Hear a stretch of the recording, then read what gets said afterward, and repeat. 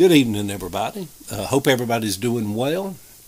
I had someone the other day to ask me a question of like, how did you get involved with the Baptists? And there was a period of several years where I became involved in a Baptist church, Woodland Hills Baptist Church, and I wanted to just kind of have a series of these videos on Wednesday evening to kind of share some of my journey, some of my spiritual journey, and also knowing that every one of you that may watch this, or whether you don't watch it, everybody has their spiritual journey. I mean, from the Pentecostal to the Catholic to the Buddhist to the atheist. I've had friends who were avowed atheists. And just sitting on my front porch in Grant Park and having conversations with them, I realized that that spiritual journey is a spiritual journey also. But anyhow, how I became involved with the Baptists is, let me just share with you. I'm trying to look at the time right here because I don't want to go too long and babble. I had no intent to ever get back in church again or to get involved with the church again. I lived on Ormwood Avenue in Grant Park, and I had a season in my life where my mom was sick for a while, a year or two, and then I sat with her at the hospital for weeks at night. I spent the night with her every night. My sister Vicky would stay with her during the day, and my daughter Jill. And at nighttime, I worked then. I would go up to Georgia Baptist, and I would pull up a chair, and I would sit with her at night. And that was a journey in itself, and I'll share maybe some more about that next Wednesday evening. But how I became involved with the Baptists was after Mama died. I was kind of surprised at how much it hurt me. I mean, it just hurt me. I was expecting her to die. I was hoping she would hurry up and die. I hate to see people suffer. So I felt like I was ready for her to die. But when she died, for several weeks after that, it just threw me for a loop in some kind of way. It was I lived alone. I had lived alone for several years by myself in that house in Grant Park, and I worked a lot, and I had good, solid friends as a base. Life was good, but something about her death kind of really just kind of hurt me and steered something in me in a different way. So how I became involved with the Baptists at Woodland Hills Baptist Church, I would walk the neighborhood, and across the street from me was a big, huge church building that had sat vacant for years. It's now called Division Church. Pretty progressive, big congregation church, Division Church. I live right across the street from it, and so it had sat empty for years. And the Woodland Hills Baptist Church on the corner of Confederate and Woodland Avenue, I would drive up to Zesto's and I would drive by it, and I'm always driving by. I never see nobody there. I didn't even know if it really there was still having church there, because a lot of the bigger in-town churches, people no longer went there. They was just boarded up buildings. So anyhow, I decided one Sunday morning to go to, I seen the sign 11 o'clock service. I decided one Sunday morning to go and visit. Hadn't been in church in years. Did not want to know church, get involved with no church. I was kind of almost more anti-church. I'm like, ugh, can't do it no more. So I get up on some Sunday morning, and I'm still in this grieving process of my mom dying. And I go and I sit on the back pew of Woodland Hills Baptist Church, and there is like maybe 12, 14 people there, 10, 12 people. It's a church that has a balcony, beautiful church. Would seat probably, I think I found out later, it would seat comfortably 350 to 400 people, counting the balcony, the 100 or so in the balcony. And so I go in and sit down, and the song leader gets up, and he tells Terry, the piano player, to, he's page 82 or whatever from the hymnal. The song leader is probably close to 80. And so they sing a song, sing a couple of hymns, and it was just awful. It was just awful. And I told him later on as I got more involved in it, it was awful.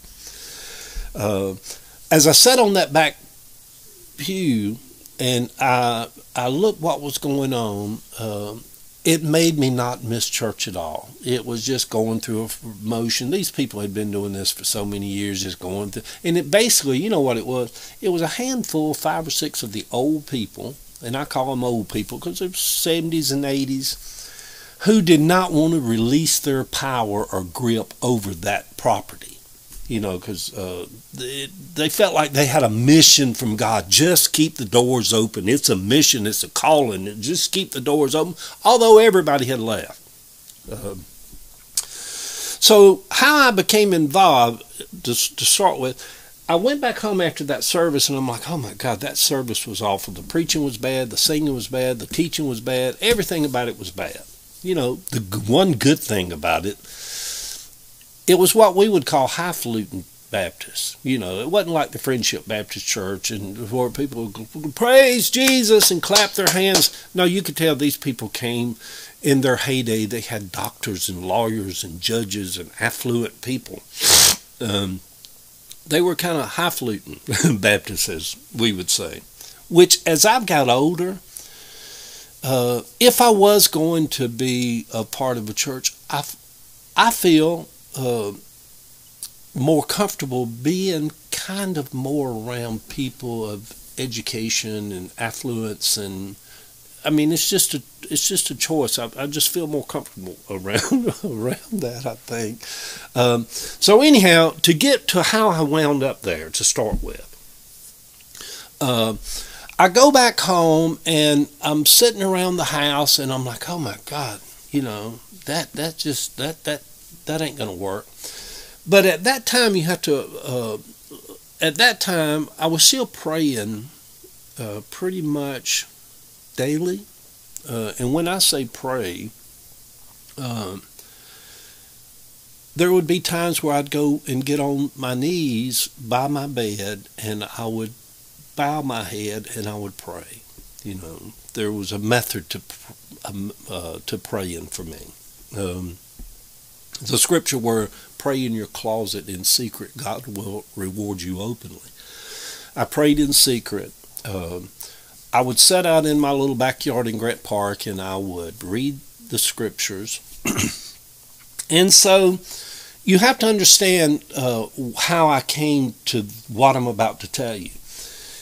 And that is, I was always raised up around Pentecostal women, Pentecostal churches, Pentecostal people, where it was really impressed upon you that those that endure to the end, the same shall be saved. Being a Christian, being a person that served God, being a person that loved God, it came with enduring, And if anybody has ever had to sit through a bad movie, had to prolong a bad relationship, had to be in a bad marriage, if you've ever had to endure, enduring is really something that it's not pleasant. It's not pleasant, So I'm sitting in my backyard one evening, I'm reading scripture, and I come up with this thing that I want to please God. I want to show God something I could do. Because, I had pastored a church for 17 years. I had run tent revivals. I'd been on the radio. I had preached until I felt like, oh my God, I've preached everything I can preach. I can't, So I'd had these years where I did nothing. And so, in my mindset, I wasn't in the good graces of God. Because here I was, a very talented man in the season of his life, that could sing, that could preach, that could play music, that could impact people, that if I talked, people would listen. I did none of that. So there was some guilt involved in that. And so I was sitting in my backyard and I was reading scriptures, and I came up with this brilliant idea that I thought was spiritually impressed upon me, and that was to make a vow to God, to do something for God that would show God how much I truly loved Him. Whew.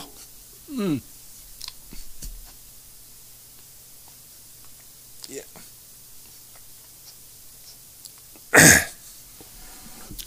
Well, give me a minute.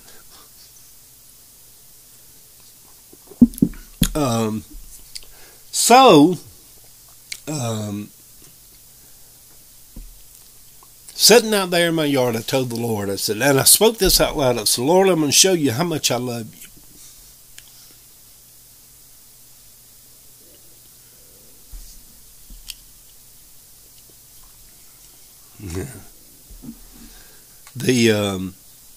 I said, for the next 52 weeks, I'm going to go every Sunday and sit in that church and just be still and just be silent and not do anything. Just go every week for 52 weeks and sit in that church. I knew nobody there. I had never been in that church before. I'd went to that one church service, and it really would be something that God would have to know truly that how deeply I loved Him. If I would endure that service, because that service was a bad service. So that's how I started. Now let me just speak to you directly right here. The whole concept that we have to prove to God that we love Him is foolishness. The whole idea that we can get God on our side by praying more, by doing more, by being more, is foolishness. God is already in our very being, in our DNA, in the breath we breathe, in everything about us. We are of God, by God, for God. Whatever there is, that is God, that is us. So, some of you would think, well, that was a waste of time. What I've come to realize, that our spiritual journeys take twists and turns. You might be watching this right now and just, you might be Baptist, you might be Pentecostal, you might be atheist, but it's all a spiritual journey. I don't regret any of the things that I did to get to where I'm at right now. So anyhow, I started going, and when you're a former pastor and you've had a work of some kind, you're kind of a marked man once you come out of it or close a church or step back. You kind of like have a scarlet letter on you. So if you go to visit or want to be a part or just want to sit on the pew of another church, people become suspicious of you, wondering, why are you doing here? What's your motive here? You're trying to take our church over? You're trying to win power, influence? What is going on here? So after 3 or 4 weeks of going, I've proven to God how much I love Him. The pastor there at that time was Brother Larry Camp. He had a brother that was a preacher also, Jerry Camp. Fine men, both of them. Just good old Cabbagetown country guys. Good boy. I never did understand how Larry wound up at Woodland Hills Baptist Church. But Larry came up to me after 4 or 5 services. Nobody was in that big sanctuary. I was sitting on the back pew. And he said, Brother Eddie, I know you. I'm like, oh, Larry, okay. He said, I've came to some of your tent revivals. You know Brother Wayne Gooch. I loved Brother Wayne Gooch. Brother Wayne Gooch loved you, Eddie. Brother Wayne Gooch was another Baptist preacher that used to come to my services often, and I'd let him run revivals and preach, and I loved Brother Wayne. So, excuse me. He said, why don't you come next Sunday and bring your guitar and get up and just sing a song or two. I said, Larry, I'm not going to do that. I'm just not doing it. I'm not doing that. I didn't want to tell him that, Brother Larry, I've made a vow to God that I would sit in silence for 52 weeks on the back pew of this church. Because I didn't want him to think I was creepy. And some of you people might think, well, man, that is some outlandish creepiness. You just don't understand my journey. I might not understand your journey. You probably don't understand my journey.